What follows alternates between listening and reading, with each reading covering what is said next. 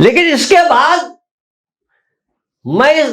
मेरे दिमाग में आया कि अब जरा उन कहानियों को देखा जाए जिनको प्रेमचंद ने खुद हिंदी से उर्दू किया है और उर्दू से हिंदी किया है।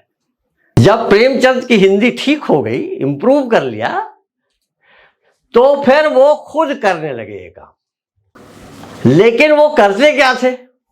वो करते थे खेल। वो खेलने लगे प्रेमचंद, लेकिन वो खेल भी बहुत मजेदार है। अब वो प्रेमचंद ही कर सकते थे साहब। क्या खेल करने लगे? वो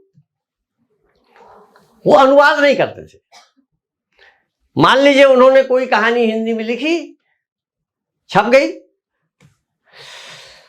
अब उनके दिमाग में आया कि ये कहानी उर्दू में भी छपनी चाहिए, तो उस कहानी को उर्दू में लिखते थे। वो अनुवाद नहीं करते थे, उर्दू में लिखते थे। फिर उर्दू पत्रिका को दे दिया, उर्दू में भी छप गई।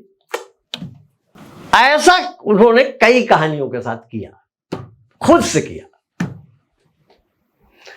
अब उसमें क्या खेल करते थे? वो खुद ही बदल देते थे। अभी मैंने कहा कि अनुवादक को तो अधिकार नहीं है कि कोई वाक्य बदल दे, हटा दे। लेकिन लेखक जब खुद ही कर रहा है तो लेखक का तो अधिकार है।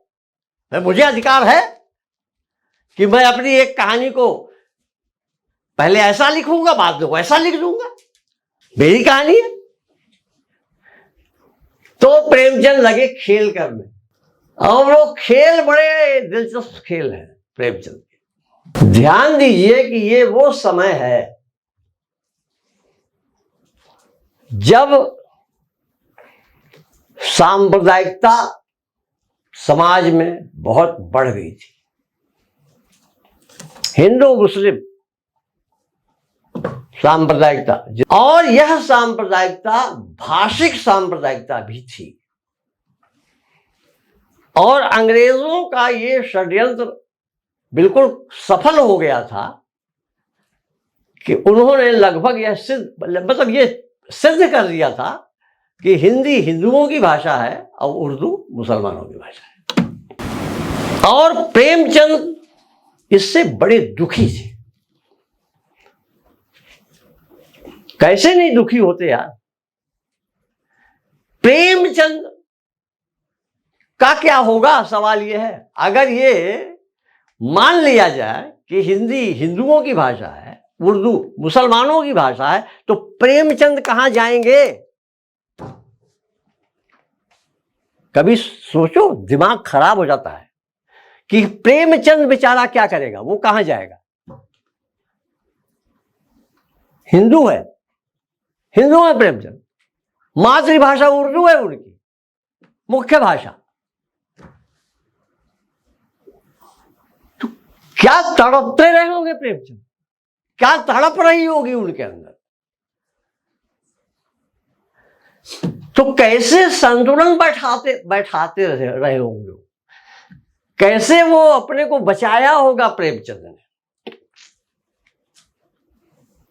प्रेमचंद का एक वाक्य है कि सांप्रदायिकता समाज का कोढ़ है, लेकिन बचाया है प्रेमचंद। इसीलिए प्रेमचंद को मैं कहता हूं कि प्रेमचंद हिंदी उर्दू दोनों के बहुत अलर्ट राइटर थे, सतर्क लेखक। यानी हिंदी में क्या लिखना चाहिए और उर्दू में क्या लिखना चाहिए, इसको लेकर बड़े अलर्ट थे प्रेमचंद, बहुत अलर्ट थे। उनकी एक कहानी है, मशहूर कहानी नहीं है, कहानी का नाम नहीं याद आ रहा है मुझे। कहानी में है कि एक विधवा एक स्त्री है, वो किराए के कमरे में, किराए के घर में रहती है। स्त्री हिंदू है, मकान मालिक भी हिंदू है, किराए के घर में रहती है। गरीब है बेचारी, किसी तरह जी खा रही है। वो किराएदार उससे जब किराया मांगने आता है तो पैसे नहीं है उसके पास, नहीं दे पाती, कहती है बाद में ले लीजिएगा। फिर आता है दूसरे महीने, फिर नहीं है उसके पास पैसा। जब लगातार ऐसा होता है तो एक दिन वो जो मकान मालिक है वो बिगड़ जाता है और गुस्से में एक वाक्य बोलता है। वाक्य क्या है? मेरी जगह अगर कोई मुसलमान होता तो अभी पैसा निकाल कर दे देती तू। मेरी जगह कोई मुसलमान होता तो अभी पैसा निकाल कर दे देती तू। जब इस कहानी को प्रेमचंद ने उर्दू में छपवाया, यह वाक्य निकाल दिया, क्योंकि इसमें मुसलमान को कठोर बताया गया है कि मुसलमान बड़े दुष्ट होते हैं, बड़े कठोर होते हैं। इस वाक्य को बदल दिया, वहां लिख दिया मेरी जगह कोई और होता तो तुम निकाल कर दे देती पैसे। मुसलमान शब्द को हटा दिया प्रेमचंद। उस कहानी में मुसलमान शब्द नहीं है। उनका एक उपन्यास है हम गुरबा व हम सवाब, उसका हिंदी अनुवाद प्रेमा नाम से छपा था। उसमें कोई भाषण दे रहा है तो एक सज्जन उनके भाषण उतार रहे हैं, तो हिंदी में जल्दी जल्दी लिख सकते हैं, अंग्रेजी में जल्दी जल्दी लिख सकते हैं, उर्दू में लिखने में टाइम लगता है बहुत। तो वो उर्दू में लिख रहा है तो लिख नहीं पा रहा है पूरा अनुवाद, पूरा ठीक से लिख नहीं पा रहा है जल्दी जल्दी। तो वहां एक वाक्य है कि ऐसे ही वक्त पर उर्दू जबान पर गुस्सा आता है।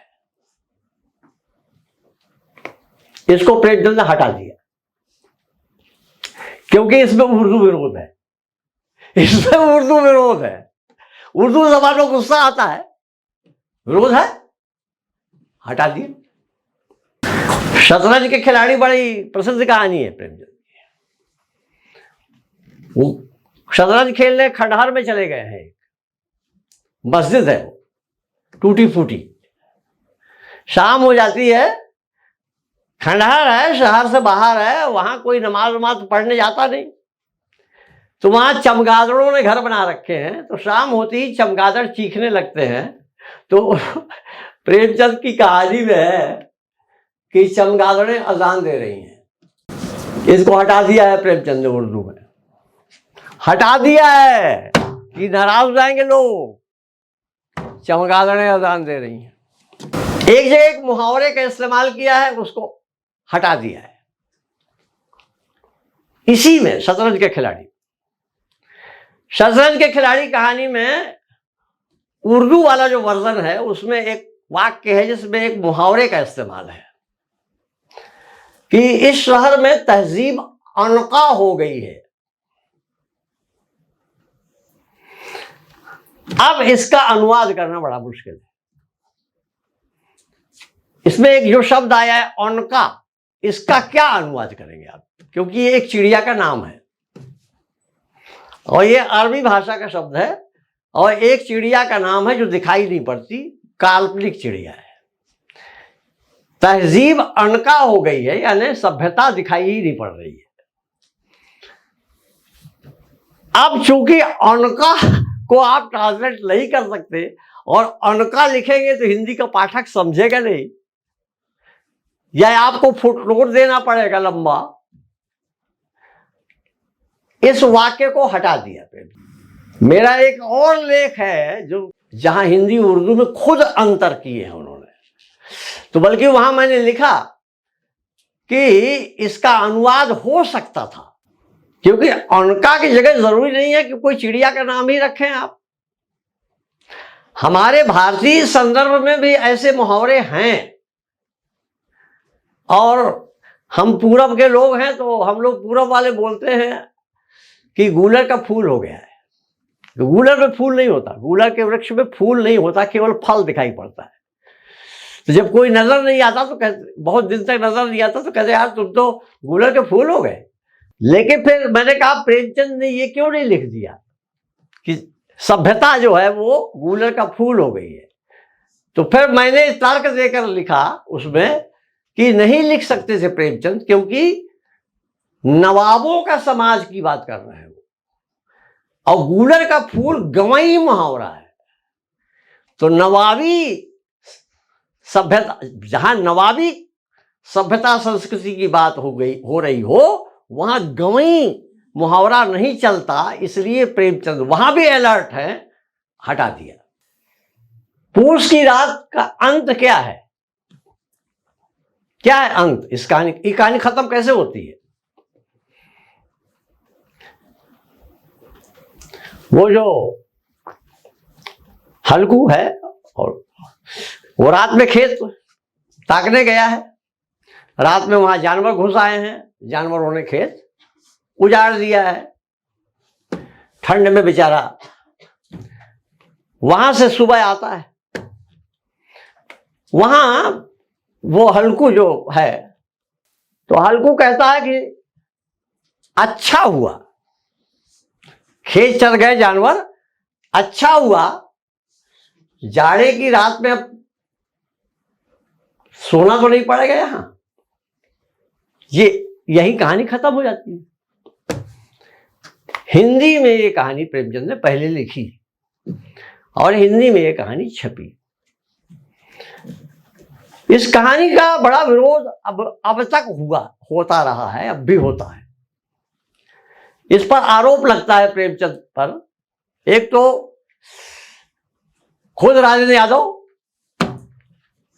कहा कि इसमें पलायनवाद है, पलायनवाद की गंध आती है, और तर्क के साथ आलोचना कि कोई भी किसान क्या खुश हो सकता है क्या कि उसका खेत जानवर उजाड़ देंगे? तो क्या उसके मुंह से निकलेगा कि चलो अच्छा हुआ, अच्छा हुआ जानवर चल गए, क्या अब जाड़े की रात में यहां सोना तो नहीं पड़ेगा? तो जब अब आलोचना हो रही है, तो जब ये कहानी छपी होगी हिंदी में, हो सकता है तब भी आलोचना हुई हो, तब भी कुछ लोगों ने आपत्ति उठाई हो, शायद, बल्कि मुझे लगता है कि ऐसा हुआ होगा। इसी कहानी को प्रेमचंद उर्दू में लिखते हैं। कहानी बिल्कुल सेम उर्दू में छपती है कहानी।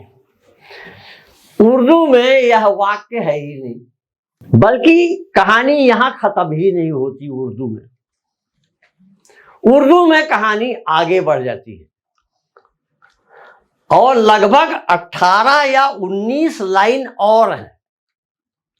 उर्दू में यह है कि जब वो हल्कू आता है, तो जो मुन्नी, जो उसकी पत्नी है, तो कुत्ता है, कुत्ते को लेकर झबरा है, वह आती है, तो अब तो वहां डायलॉग होता है, मुन्नी और पति पत्नी की भी डायलॉग होता है।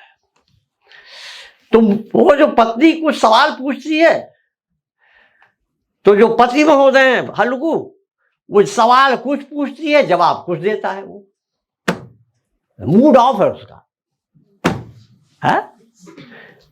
अब कल्पना करो कि तुम कोई सवाल किसी से पूछो और तुम्हारे सवाल का जवाब न देकर कुछ दूसरा अंड बंड बोले हो, तो कब तक बर्दाश्त करोगे?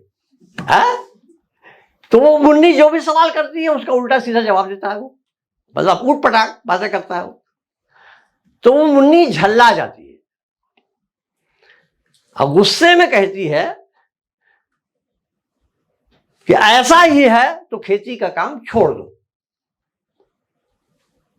तब हल्कू बोलता है, चाहे जो हो जाए, खेती का काम नहीं बिगाड़ूंगा। उर्दू में पूस की रात कहानी का अंत ये है।